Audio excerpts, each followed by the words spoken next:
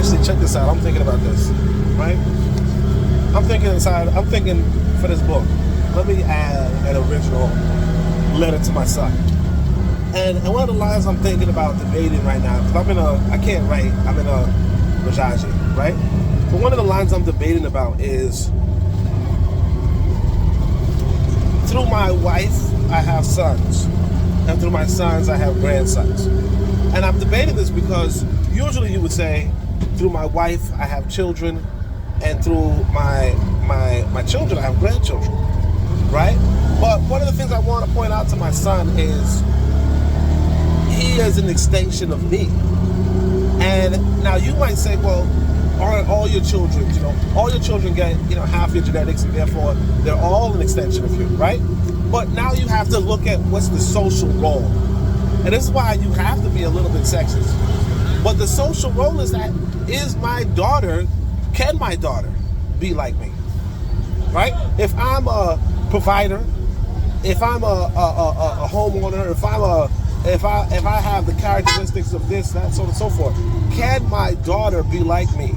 Or do I raise her and give her to another man so that she can be like, either she can be like her mother, or she could be like, actually, I don't know what she'd be like, but maybe like another woman, I guess. But the whole point is, can she be like me? In the same way that my son can be like me. In the same way that my son can listen to me and follow my advice and be as I am, right? Because really, a daughter who's like me isn't really that good of a daughter, right? Like, if we're being honest, right? So now I'm thinking to myself, you have to be a little bit sexist if you're being realistic. You have to go against the grain about, let's be fair, let's treat our daughters the same way. You have to just step a little back. I'm not saying, deprive your daughter. No, I'm not saying that at all. But what I'm saying is, because one of my objectives, I was telling my son the other day, one of my objectives is continuing to exist on this continent, or continuing to exist on this planet. A little private information about me. My son is the only grandchild of my parents.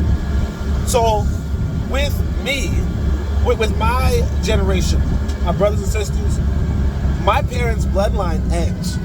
That bloodline that traces itself back, same ancient as yours, okay? Traces back to the beginning of humankind, ends, with the exception of my son, right? Now, that gives him a task if I really do love my mother, and I do, right? If I really do love my mother, and of course I love my father, right? If I really do love that line, if I really do love myself, let's be honest, in order to continue my genetic existence on this planet, my son has a task. And of course, my daughter has the same task, absolutely. She will also continue my genetic existence, so she's also, just as valuable, right? But as far as my personality, as far as my social existence, as far as my social role, as far as my intellect, and so on and so forth, that's my son's duty. You see? And so, in that sense, that is really where I'm at with this, That is really where I'm at with this. It's like, I have to tell my son, hey, look, my wife is valuable because she gives me sons. And my son is valuable because he gives me grandsons. And I'm going to be present among those grandsons, those grandchildren, but those grandsons. Because they're going to try to be like me. My grandchildren, my granddaughters don't have to be like me. And I think this is a really important and critical distinction. So, obviously, I'm partly recording this so that when I go to write it, I don't forget, because I don't have any, paper and all that kind of stuff. But the other part of me is like, yeah, this is a serious thing. Anyway, I'm probably reaching my destination soon.